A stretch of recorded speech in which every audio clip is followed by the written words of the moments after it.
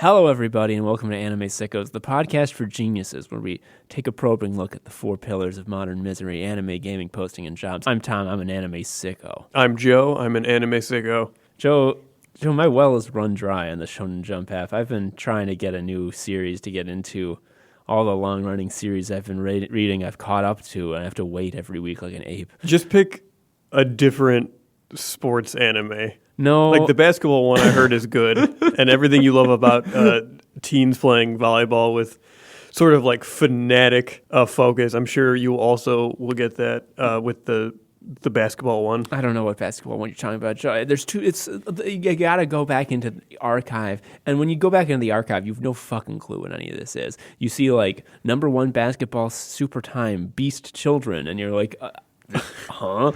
It's a tough road to hoe. What I've been trying to get into is Blue Exorcist. That's my new thing that I'm trying to get through. I tried watching the anime of it, and for some reason the dubs were stuck on when I watched it, and I could not figure out how to make it just like subtitled. Mm-hmm.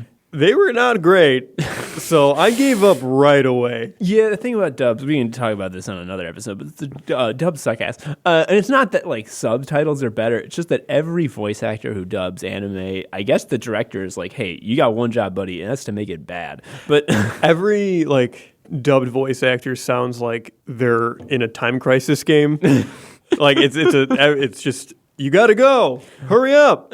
No, but so I've been trying to get into Blue Exorcist. It's your classic shonen stuff. We got a kid who's half demon, and he's got to fight demons in an exorcism sort of society where you have to go to exorcism high school and you have to learn exorcism classes. Everything about this is fine to me. It started off pretty legit and like kind of promising. Like it didn't have anything super interesting and unique about it, but it's competent. I will say that the one very interesting thing, and I don't know how far they take this as they go further into the series, is that there's like different classes of exorcist, and you got your sword guy, obviously.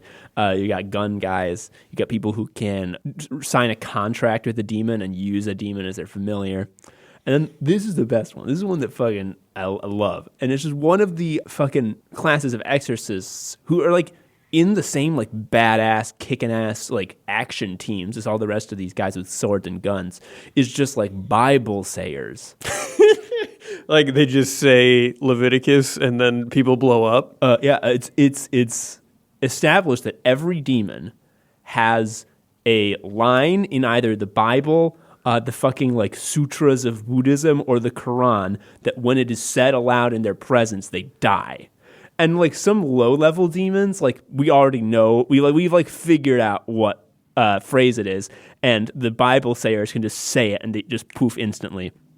But if like a real Lord of Hell shows up, like what just happens is that the action guys will fight them, and in the background, these people will just be like reciting the entire Bible, hoping they pick the line by chance. It's the best. I would be like the young teen who has a photographic memory of the Quran, and I would just be absolutely a star. Like there's one kid, like there's always the punk kid, in these groups. Like there's the nerd, there's the kid who's half something, and then there's like the punk. The punk is like aspiring to be the new hot Bible sayer, and he's like, yeah, I'm a badass. I memorized the Bible. Do you have to like be magic? You just got to say it. No, you just got to say it. You just got to have a good recall. Jesus Christ. But so I was going through this. It was pretty fun. And Joe, I think I'm going to have to drop Blue Exorcist because about 12 chapters in, and this is a monthly manga, so the chapters are like kind of long. They're like 30, 40 pages instead of 20. So like 10 chapters in. One character who's been in the background just sort of playing Monster Hunter on his PSP and not doing anything and wearing a big hoodie. Everyone's like, who's that kid? Why are they doing that? They take off their huge hoodie and they reveal that they are not a kid. They are an adult teacher at the high school who is watching them as a test. And she actually is a huge titty lady who wears a bikini way too small. Like, I gotta give it some props in that it portrays the human breast correctly, in that if you did wear a bikini that small, it would smoosh and deform it. Oh, man. That's a good reason to drop a thing. Gratuitous fan service is annoying and bad. That said, your hatred for gratuitous fan service and your insistence on still like consuming anime to me is probably the most endearing and also deranged thing about you. Like, I don't like it either, but I'm fully aware that like this is like the price of admission. But with you, it's like every day you wake up and you watch the Titanic and you're like, there better not be any fucking icebergs in this movie. And then you watch it every day. And then you text me about the iceberg. And then I'm like, hey, we don't have to do the iceberg podcast anymore. I'm like, no, I love Titanic.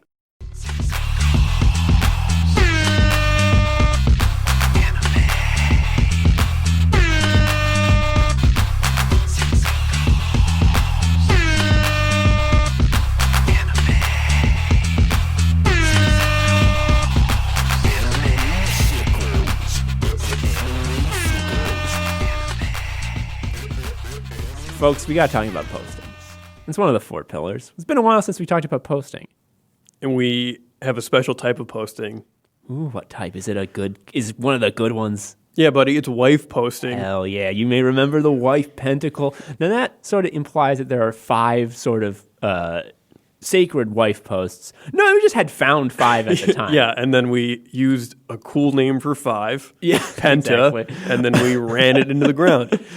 But there are, there's always going to be new wife posts. So that's we're never going to be done reporting the news to you. So we have collected and collated, what we argue, important wife posting addendums. Yeah.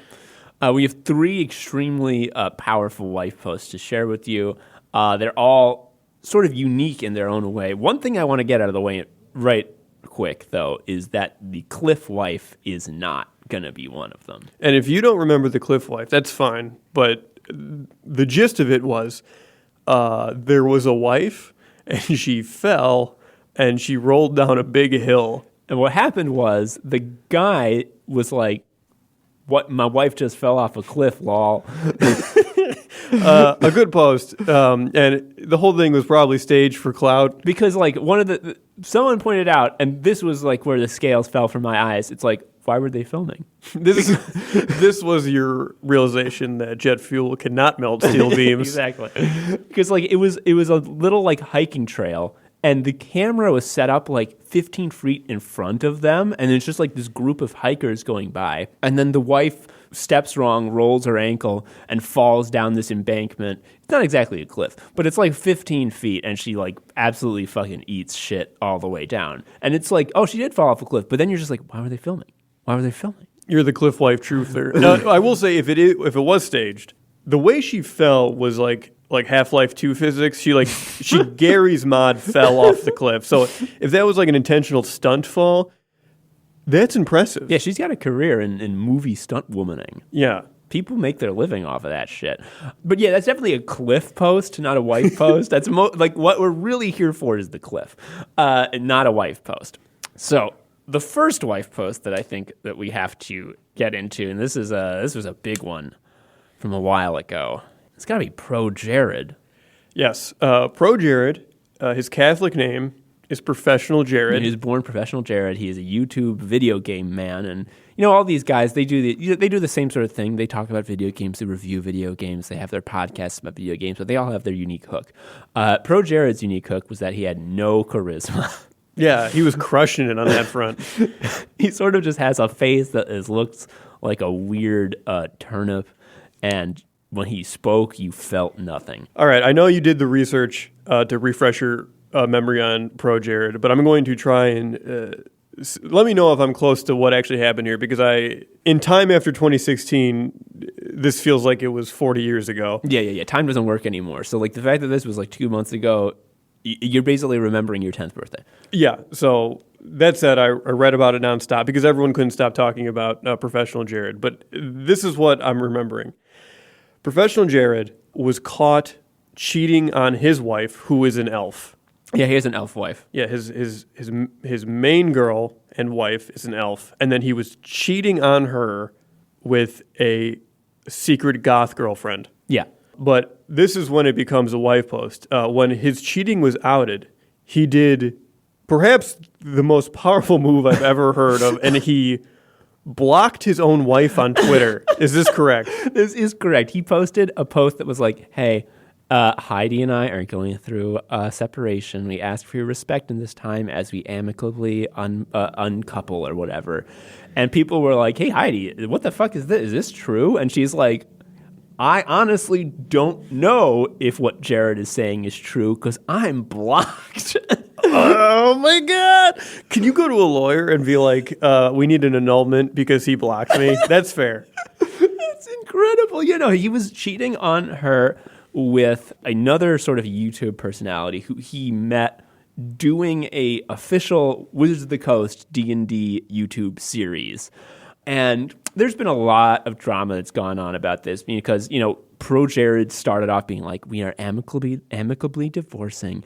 And she's like, bitch, you blocked me. It's not amicable. You've been fucking this girl the whole time. And what was great is that before she just went nuclear and was like, you've been fucking this girl, the Goth GF posted a real thirsty, like, Hey, professional, I'm so sad to hear about this. I'm there if you need me. I saw a reply GIF to that post, which was a woman doing yoga stretches where she put her legs behind her head and flying. That's how thirsty the goth girlfriend was. And reply GIFs, it's a boomer move. Yeah, but that was really good. I can't argue. And it was really, it just ate up the entire day because it's rare in a wife post to see the wife actually like reach over and grab the steering wheel from the wife guy and be like, "Oh, we're doing this. Okay, but we're doing it my way." She just absolutely dropped all the fucking receipts. That's true because the guy. LOL, the person who said he was his own wife. The wife was a off-screen actor. Yeah. But this was someone who exerted actual agency in the wife trajectory. Mm-hmm. I also remember that day because I saw his dick. Yeah. I saw his dick on Twitter. I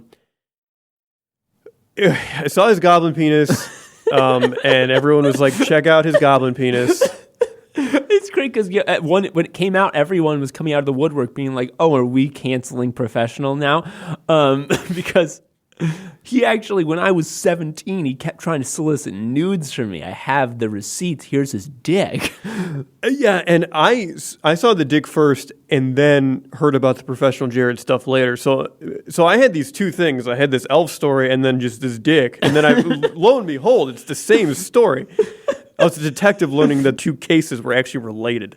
And then, like, the elf wife had to, like, stop her, like, fucking lava hot diatribe about Professional Jared cheating on her and gaslighting her to be like, by the way, guys, if you're posting his dick, like, his dick's normal. Like, that was never the accusation. His dick is fine. And then people took issue with that because, like, it's a weird shape, man. It's a weird shape. The fucking blocking the elf wife was such an insane wife post move.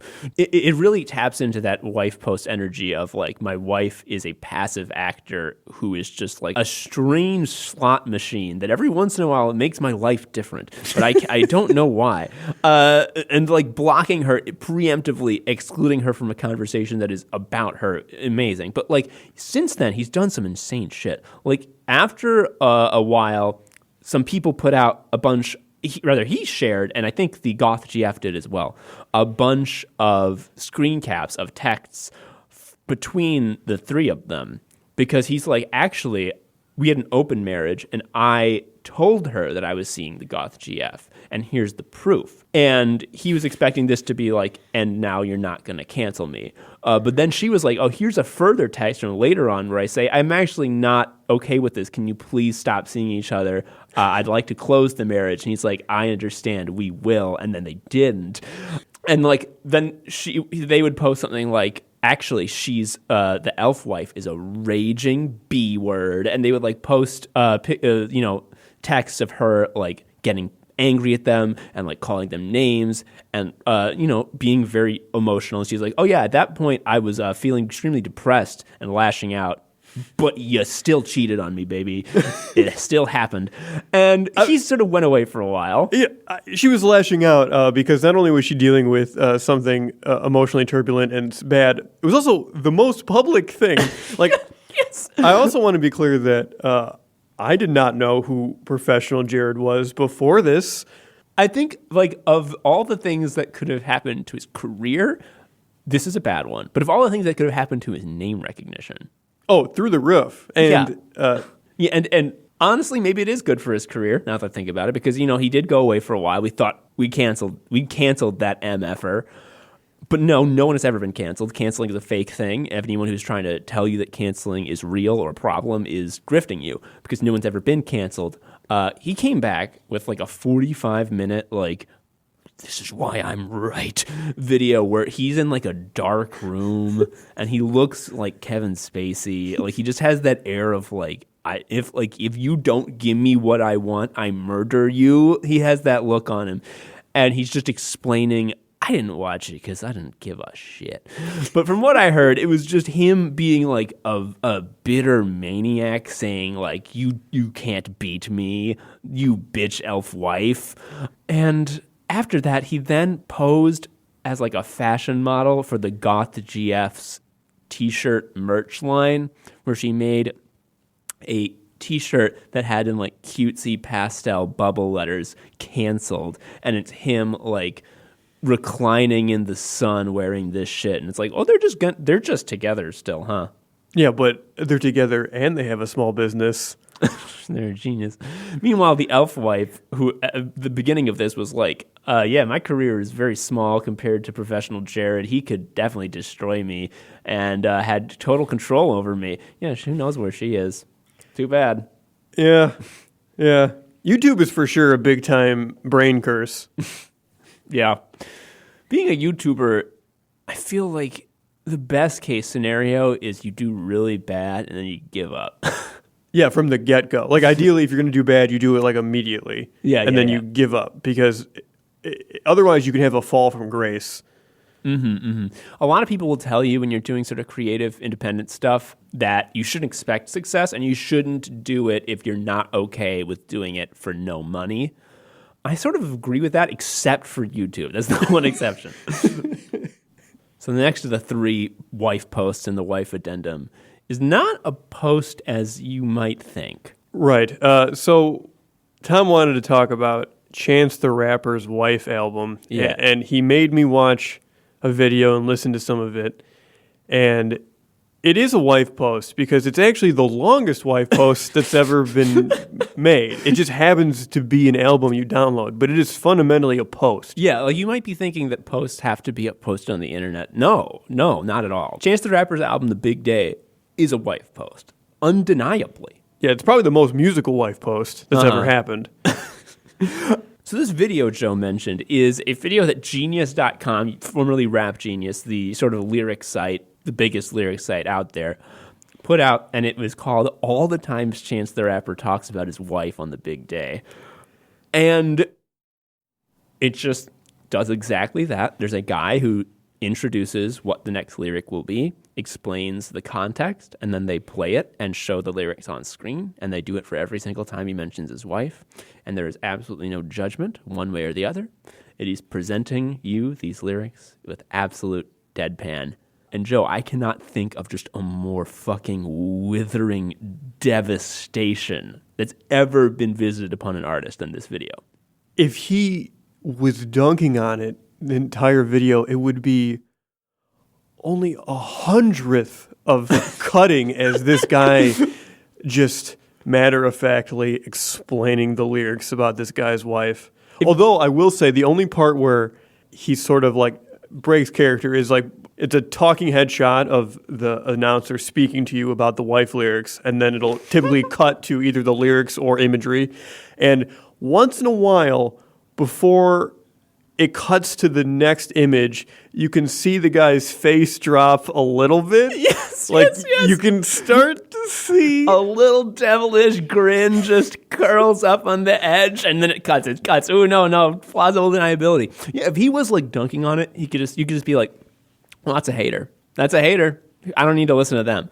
But no, he's just presenting them as they are.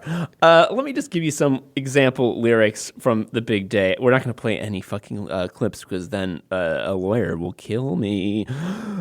Perhaps one of the worst lines of all time. I'm gonna just kind of chime in. Are you gonna say it like he does? I'm gonna say parts of it like he does. I'm not gonna rap, but there are some times when he puts his classic idiosyncratic Chance the Rapper flow on some lyrics. I'm gonna really hit the parts he hits hard. So we begin with and I'm all professional and proper, but my baby mama stopped me in a meeting just to airdrop me some nudes. Oh man, what? I also wouldn't do nudes that way. I would not do. I would not do nudes. First of all, I don't think nudes should not be tied to a proprietary technology like Apple's airdropping. That's not good. Also, like it just like it's a theme that's going through this entire record, which is like who are you trying to convince, man? Like who are you talking to? So you say that, and we're both in agreement here that this is just an elaborate setup for the most insane divorce of all time, right? Oh, yeah. I mean, Joe, I think you mentioned this before, that a wife post has to have divorce energy in it. Yeah. Like, wife, the concept of wife, like in quotations, it exists in a wife post. Part of, like, the power within it is that, like, it's a volatile substance. Yes. It's a small dying star. Yeah, and it will melt down. So he is just, like, putting... he's like rolling a huge stone up a hill, putting as much potential energy into it as he can so that when the divorce occurs, it's explosive. Let's do another lyric from The Big Day. I got a few rings on, Jupiter skating. I meant to say Saturn. Switched up the pattern. Smoking on some shatter got me higher than a ladder. He's in the club at this point, and now someone comes up to him. So he says, thanks, I'm flattered. My baby mama batter. And it's, again, like... Buddy, like, who are you talking to? So if my partner dedicated this much effort into anything about me, I would be deeply uncomfortable, period. Because like we mentioned, to me that signals like, oh, you're gearing up to leave me for sure. Like this is you trying to work it out very publicly. Like, is it worth it? And maybe overcompensating. And like, for me, my partner not cheating on me, to me, just I trust my partner, and I sort of take that on faith. Yeah, because because it's just like it's how we're people. Yeah, we act like people and talk right, and know that that's not a thing to do. Yeah, but if your wife woke you up one day and was like, "Just want to let you know, I'm starting a 80-foot wide mural painting about you," and it's all the pictures are me having opportunities to cheat on you, and I'm like, no, because I would never do that. Yeah, if that happened, you would be rational to be like, oh, gotta get a lawyer. Yes, exactly. Here's another great line. This one isn't really wife. I mean, it involves his wife, but it's mostly just incredible. He's talking about what's going to happen to him after he dies. And he says, you want to use my likeness, please approve it through my wife. And if you get the license, then you better use it right. I don't have anything to say about this. This is just funny. Yeah, I like that his wife is his brand manager. Which, as we know from life, that mixing work and your partner in such a way cannot backfire. Yeah, it sounds great. I mean, like, obviously, especially when you're definitely not going to get divorced, it's a great career move that will never, ever leave you in a really awkward situation. And so here's, I think, the last lyric that we're going to read from the album, because we can't do the whole fucking thing. Folks, there's so many wife lyrics on this shit. And again, I'm not going to, like, try to rap, because I can't. But I will hit the last line where he just fucking goes for it, I'm going to go for He it. belts the last line. Turns out she the Marion kind. Very smart, and she very fine, and she very kind. Give me kisses in her spare time. And she's very mine. This is honestly just the Borat voice, but then you made John Legend produce. It's true. It's like, holy shit. Like, like nothing is more of like a red flag than when like a guy trying to explain why he loves someone is like, well, she's smart and she's funny and she's nice, and it's like, oh, those are all fake words that mean nothing. Like, just say she's punctual. She knows how to drive. It's like, oh, smart, funny, and kind. If you were horny enough, you could think that about anybody. I want to just say that I have dated someone who has called me smart, funny, and kind, and would you believe it? They dumped me. Even though you were very there. Yes. There's one thing, though, that, and it's actually a bonus track, that it's a secret bonus track, that I think we do want to play for you. Spoiler, I'm being facetious. It's actually by a hilarious parody guy. That I think this really, more than we ever could just talking about it, sums up the big day. Ooh, I love my wife. I love my wife. Let's go ride a bike with my wife. My wife's real young. My wife's real small. Let's go to the beach and play with a beach ball. Praise Jesus God and my wife. Let's go to the beach and ride a bike. It's got to be rough when, like, you complete a work and it can be boiled down and just fucking murdered in 30 seconds. Yup. And it's like what do you say to that? Like, if you are a defender of Chance the Rapper, if you think that actually the big day was great and he has not fallen off, then you have to say that parody is also kick-ass and you love it. Yes, because it's like, it's right. It's not wrong. That is what it is. So, Joe, why this is kind of important to me is because, like Chance, I too am a married person. A wife American. Exactly. I too, like him, agree that my wedding day is one of the best days of my life. I love my wife. I love my wife. So, what is it specifically about this fucking post that makes it so awful? Like, would it be that bad, to make a piece of art about how much you love someone? Like, no, right? Like, inherently, like, it's not terrible as an idea. So, like, what is it that makes this a wife post as opposed to, like, a beautiful piece of art? I think there's a distinction between having public and meaningful expressions that are sometimes public, that you adore your spouse or your partner, and that's normal. Like, that's just part of being in a good relationship. The converse of that is that I'm thinking back when I was on Facebook. Anytime anyone was always posting about how much they love their hubby or whatever, you are gearing up for a fucking killer post at 2 a.m. That, like, I remember I saw a lead up and I called one from someone in high school with, and I felt like I discovered gravity. Like, I was like, I see how this is gonna end, and I was fucking right. I think another issue is that, like, when you do this, you either have to be, like, extremely specific about, like, the person and, like, really get to the core of who they are, which he doesn't do, because he says she's very, very smart, and she's very fine, and she's very kind, and she's very mine, which is, like, nothing. Or you have to be so universal that you're just talking about, like, the concept of love such that anyone can experience it, not particularly this one person. So it ends up sounding, because he walks this middle line, it's just like, buddy, I've never met your wife. I've never met your wife. She sounds fine. Like, am I supposed to, like, be really hyped about this? I didn't go to your wedding.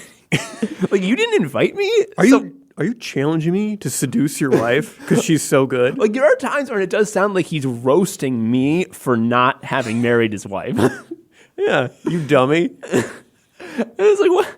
Huh? Well, you would not be able to move to Atlanta and get a big house, as the lyrics suggest. With the big pair of Timbs just to kick votes out. Yeah. It's really something, because, like, what it reminds me of more than anything is, you remember Robin Thicke?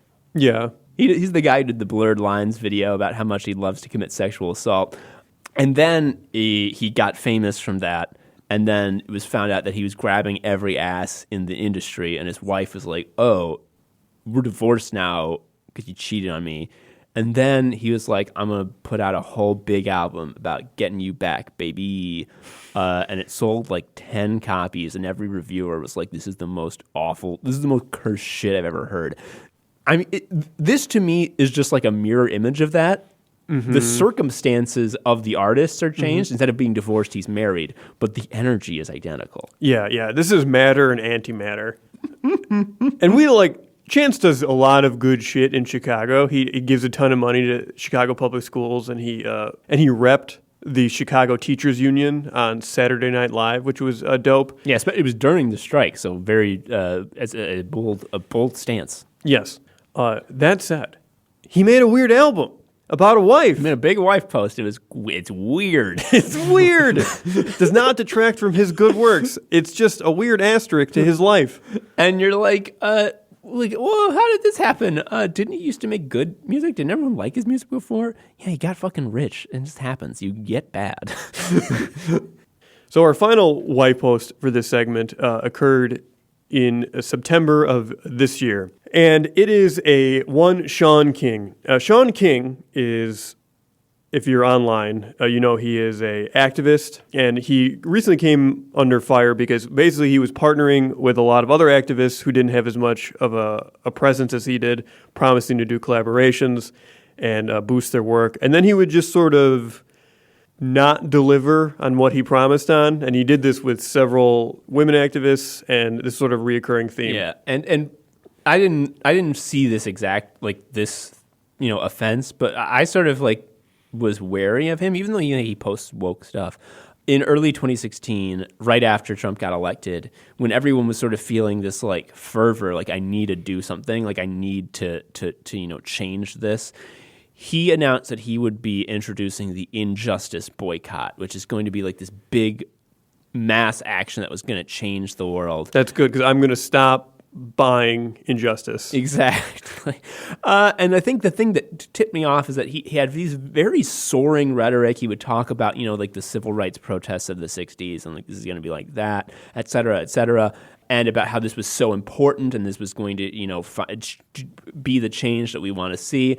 And I got to the end of all of his sort of announcement posts, and he never mentioned what the boycott was. And when people were like, yeah, that sounds cool, but what is it? He would give them a link that would go to a website where the only thing was a form to fill out and be on an email list. So basically, he was just making an email list. He was doing some heavy online marketing, which he then, I'm sure, used to build his presence even further. Exactly.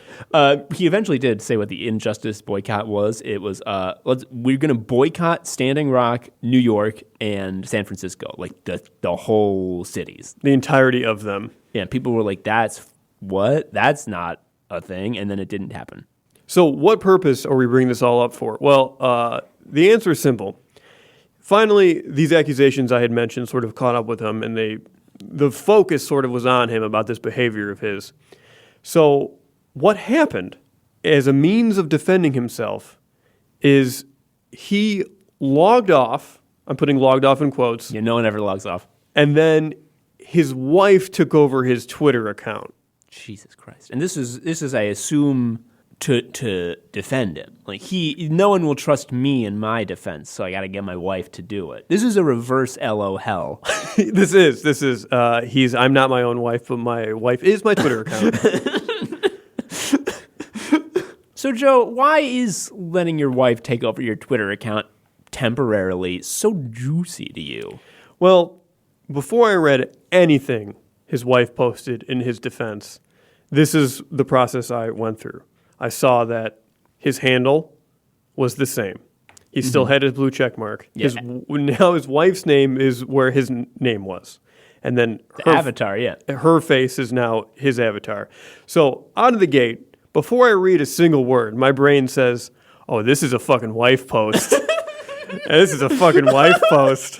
I mean, literally it is. Oh, yeah. This is happening. This is for sure the main character for today. It's also It's like you go online every day and it's always the same shit. And it's just variations on a theme, which is part of why time no longer works. It's so rare that you see a move so weird that it's never been attempted before. And this was that. Yes. So even before I read a single defense of what was happening, and that explanation I gave to you, like about this sort of thing where he would partner with activists and sort of like disappear, I didn't know any of that. I just knew that this guy's wife is running his Twitter account now, and everyone was like, "What the fuck?" So I got there and worked my way back to bring you the scoop, but the thing that is also important to realize is that his wife's defense of him is kind of a roast. It's like so vicious. Like if this is her honest attempt at the best defense she can give her husband, I think this is one of the few occasions when a reaction image of a black lady is appropriate. Even when posted by a white person, because I can think of nothing more than fucking Whoopi Goldberg saying "you in danger, girl." Yes. So, Tom, can you please read some highlights from the wife takeover of this account? Yes, I can, and you will see in this first post a theme that will come up again and again, which is that his wife is deeply fucking depressed due to his mistreatment of her. Quote from Rye King: Sean so badly wants to make the world a better place that he used to start projects he could never actually have the capacity to manage, adding to my strain. The mind goes to the injustice boycott here. Back to the quote. He now hires teams to do what he can't. He can be mentally absent at home because of the weight of the work that he does. Which is mostly posting. Like, I know he does a lot of activist work, but it is the core muscle that allows it to happen, it's posting. Yeah, his main profit margin comes from posting. Another one from Rye King. Sean has many flaws. He's well aware of this. I'm brutally honest with Sean. He thinks every idea he has is a good one. He can be selfish in his personal life because of how giving he is in his public one. He lets me carry too much of the burden of raising this family. Again, this was like this isn't like the elf wife burning her husband's career down. No, this was her trying to sort of help out. Yeah, this is her being like, hey, stop roasting my husband. After all, he just starts shit without thinking it through, knowing he can't accomplish it, and then gives up halfway through while neglecting me. The other issue I have with this is that you can't just give your wife your account. She kept the check mark. Which is it's false now. That check mark for the period in which she ran the account, that's fraud. Yeah. That's stealing blue checkmark valor. That's posting crime. That's a post crime. Here's another great quote from Rye King when she was doing this. She explains how a lot of the reasons that Sean won't answer people when they're like, how come you said you were going to work with me and then didn't, is that he has all these obligations. He's doing so much good work. He has all these obligations. And after the list of all the things he has to do, she says, you could never comprehend the pain, stress, and heartache involved in being a partner in this work. The sleepless nights, the ulcers, the headaches. Trying to give your husband the space to do important work, but drowning under the weight of it all yourself. That's for sure a cry for help. That is rough. Like, there's actually that's not funny. That's like, oh man, this is... You in danger, girl. Yes. So, Joe, what, if anything, have these three new wife posts, and they really are new. Each of them takes the wife post paradigm and puts them in a new context. What, if anything, do they teach us that we didn't already know before? Well, for starters, we didn't say this with the original wife pentacle, but posting's a huge crime. Yeah, it's bad. Don't do it. I mean, any of the four fucking pillars you shouldn't do. Right, yeah. But I think the main takeaway from our three editions, and specifically Sean King, is that if something is happening and it's a wife post, even if it's supposed to defend and valorize you, it can't. Yeah. It can't. Once it's a wife post, it's just like everyone is just like hooting and hollering and like just like retweeting it, and there are group DMs blowing up across the whole globe. You're like, can you believe this? Can you believe the wife of the week? So it doesn't even matter. Like even if like someone cured cancer and then they had their spouse like take over their Twitter account, cancer is uncured then. Yeah. It doesn't count. Like people, since we did the first wife episode, people have like sent us posts being like, is this a wife post? And the post is like, just got ice cream with my wife. And it's like, no. Like wife post has a very specific sort of magical energy that has an inherent sort of dark mana to it. It requires the poster to be, by making the post, like dropping a bomb on themselves. They have to be post be in an appreciably worse place. Yeah, it's the Looney Tunes joke of like sawing the branch off that you're standing on. Exactly. Yes. Like, you might think that you're going to get your career rehabilitated by letting your wife show your side of the story. You may think... For the record, that sentence you just said is insane. Yeah. The fact that anyone would think that. Yeah.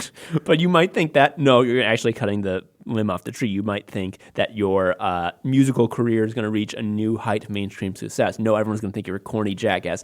You may think that you're going to amicably divorce from the elf wife you hate, and then you can fuck your goth GF and everyone's going to love you. No, everyone's going to see your fucking dick, man. Yeah. Never been horny. Don't tell the paper that I ever got horny.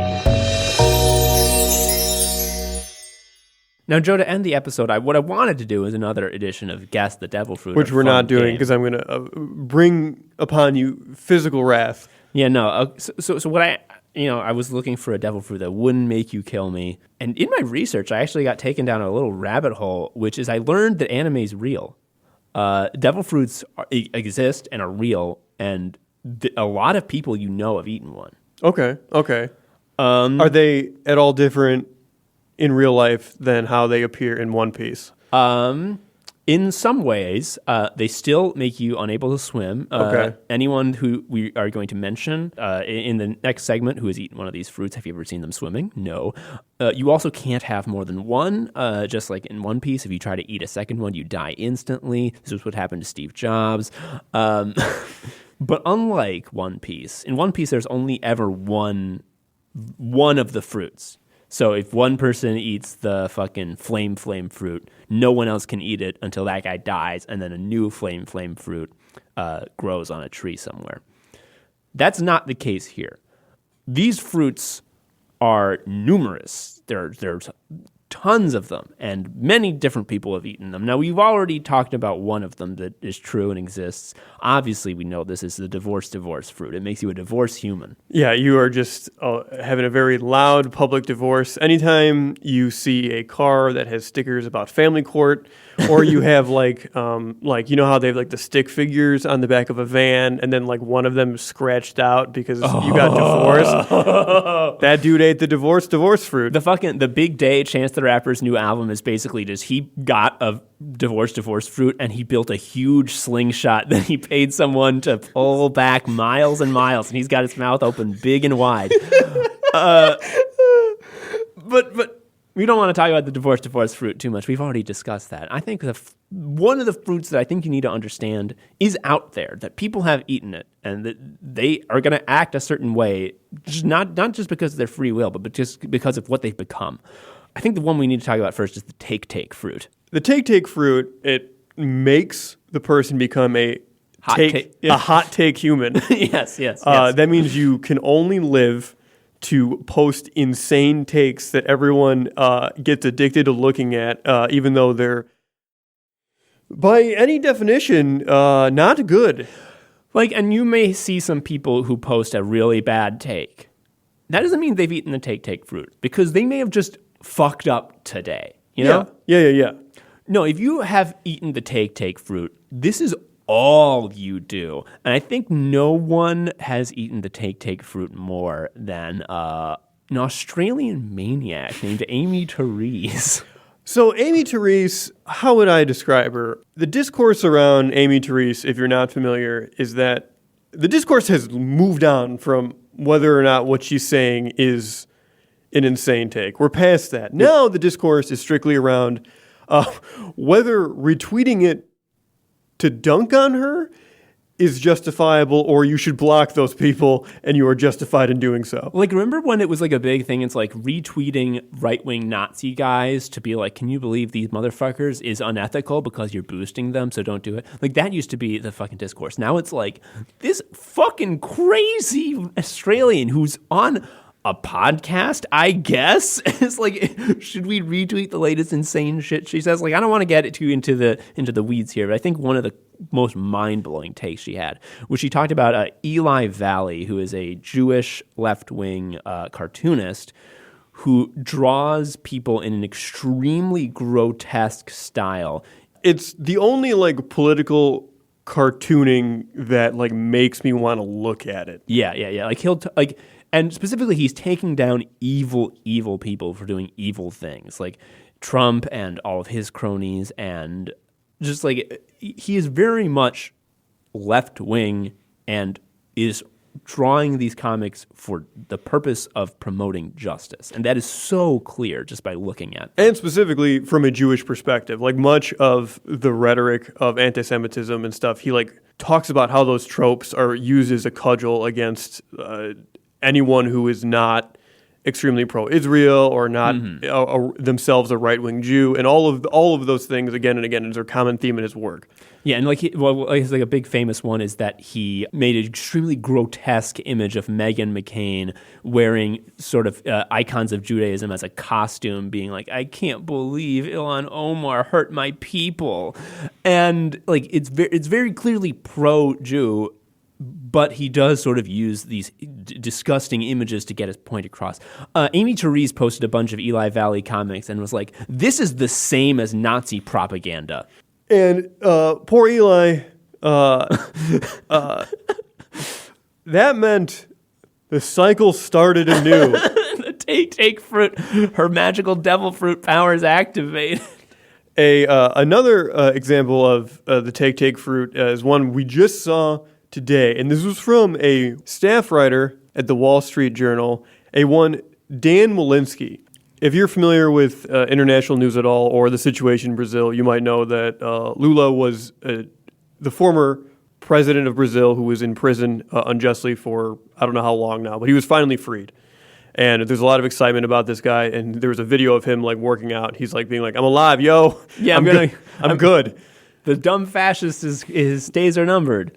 And this guy wrote, "Legend. I can't decide who I like more, Lula or Bolsonaro. Seriously, they both seem like great guys who have far different views, but truly love their country. Hope the future is bright for Brazil." Yeah, Bolsonaro loves his country so long as you don't count the fucking trees or gay people. Or indigenous people in the jungle, which he loves talking about how he wants to kill them and take their land. And to just be like, I don't really know what these guys are about, but I just like their energy. Anyway, I write for the Wall Street Journal. That is the take fruit for fucking sure. And the Wall Street Journal also wrote a pro-Bolsonaro op-ed after he was elected that was like, he might be a right-wing populist and he might kill some people, but just think about the profits. Just think about all the mining you can get when you deforest the Amazon. And it as bad as the take fruit is, I'm a little jealous because can you imagine posting anything and having that many interactions? I want them numbies so bad. I would do anything. I would eat the fucking take fruit for those numbies. Yeah, you would have anime takes, and you would get canceled, but it would make you stronger. No doubt. Let's get on to another real devil fruit, and then we're going to be done for the episode. The next real-life devil fruit that you have to be aware of, you have to know that its power is out there if you want to understand society and reality in 2019. And the name is initially confusing, like how the op fruit is like a fucking insane name that has nothing to do with what the fruit power actually is. This fruit is called the freaking fruit. Yeah. There is a classic 2008 YouTube video where an absolute king named Eli does a terrible job in a rap battle, but everyone still loves him at the end. This was a high school project. This is like at broadcasting class. So you're not allowed to swear during your rap battle. Eli swore like 10 times. And his final line of his terrible verse was, "You need to go to the fucking dental." And everyone is like, "Eli, you cussed again." He said, "I said freaking." And the way he says it, like he says, "I said freaking." First of all, I know he said fuck, but I'm like, maybe he said freaking. Like, I cannot stress to you enough how much he said fucking. But the freaking fruit allows you to say some shit that's demonstrably wrong, or do some shit that is demonstrably, like, illegal. And then when confronted with the consequences of your action, you can just be like, actually, that didn't happen. I said freaking. And I said freaking, Yeah. and I'm not in trouble. And you might be thinking, Tom, that's stupid. If I was the person who was cornering this goon, I would simply refuse to take that for an answer. Well, maybe you would if they didn't have the mystical powers of the freaking fruit. Now, who's eating the freaking fruit? Joe. So off the top of my head, former Chicago mayor Rahm Emanuel ate the freaking fruit. Rahm Emanuel, we know for a fact, covered up an extrajudicial murder of one of his citizens because he didn't really give a shit about it and wanted to get reelected. And now, post-mayorship, he has a cushy job at The Atlantic. And he's on every morning Sunday news show saying any policy further left than like Joe Biden is dumb and stupid and you're a fool for thinking it. And everyone else gives him little kisses for being a genius. The way he really uses the freaking fruit is that whenever someone's like, "Hey, didn't you cover up a murder of a kid?" He's like, "Oh, I gotta go." And then he walks and gets a sweet job at a hedge fund. Yeah, and you can respond to The Atlantic on Twitter and be like, "Hey, why are you publishing this guy? He seems like a bad guy." And they're just like, "Actually, we just confronted him with this accusation, and he informs us that he said freaking." Yeah, we were under the impression he closed countless schools in Chicago and underserved areas in the South and West Side. But when we brought that up to him, he actually said there were never schools. Yeah, so I mean, those schools never were there. Yeah, I mean, you can't judge him for that.